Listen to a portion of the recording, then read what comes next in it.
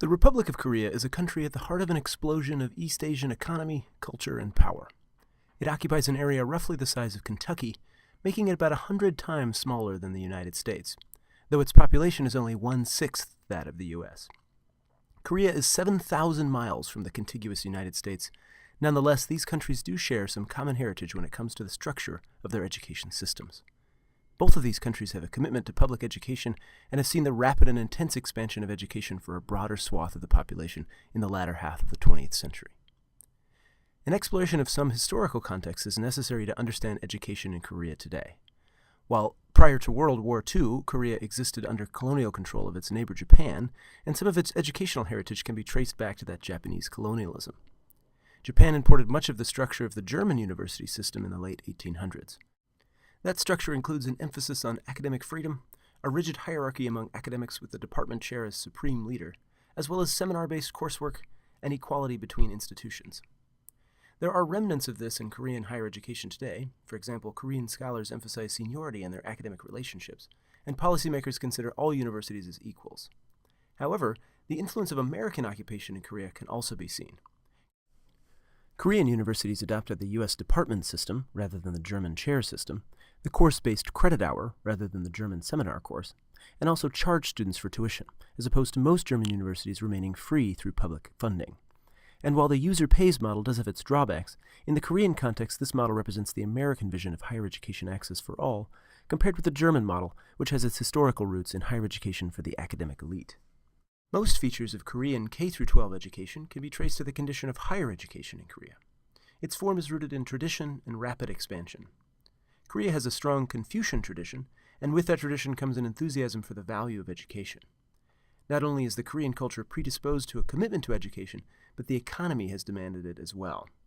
As the economy expanded in the years after World War II, so did the need for a more educated workforce, which contributed to an expanding economy. This cycle continued as the population grew, and unable to meet the growing need, the government was forced to give up total control of higher education in 1995. Since then, the rapid expansion of Korean higher education has mostly relied on the private sector. Korea has the greatest proportion of privately funded educational institutions among the OECD countries. The cycle of economic growth and growth in education, combined with Korean commitment to public education for all, created a bottleneck at the higher education level.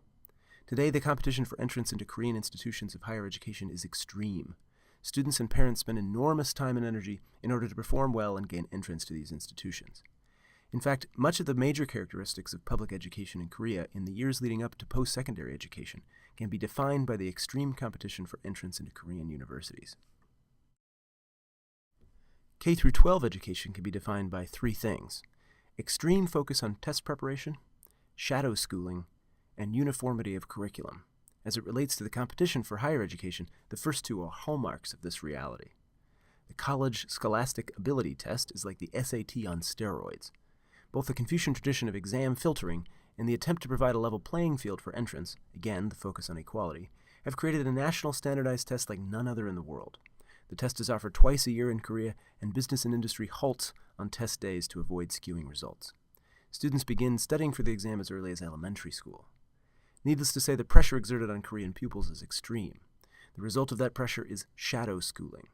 These are education institutions outside of public schooling focused on helping students memorize large amounts of material for particular tests in a very short period of time. Many Korean parents are keenly aware of the role that academic credentials play in opportunities for their children. In 2008, on average, Korean families spend approximately $210 per month on shadow education. Intense focus on education has become a cultural trademark of the Korean Republic. Korea's dedication to equality is revealed in the last characteristic. National standards are set by the Ministry of Education, including dress codes. Korean secondary education relies on a randomized school assignment system based on place of residence, which suggests a strong egalitarian approach to education at this level. Higher education in Korea today continues to share some features of American higher education. As private investment continues and state support shrinks, tuition costs continue to rise for both. And both have seen the growth of internationalization as well, though perhaps for different reasons. The current wave of internationalization in American higher education is dominated by nationalism and economic competitiveness concerns, according to Walter Parker. Korean universities have taken a more direct approach to their own reputation, believing that a strong international presence will improve their world ranking position. This has led to some strange realities.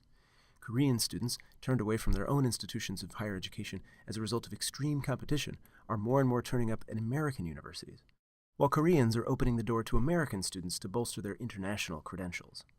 There exists some animosity over this issue for some Koreans, feeling as though some international students may have been awarded seats in the classroom that they haven't earned through the same rigorous standards.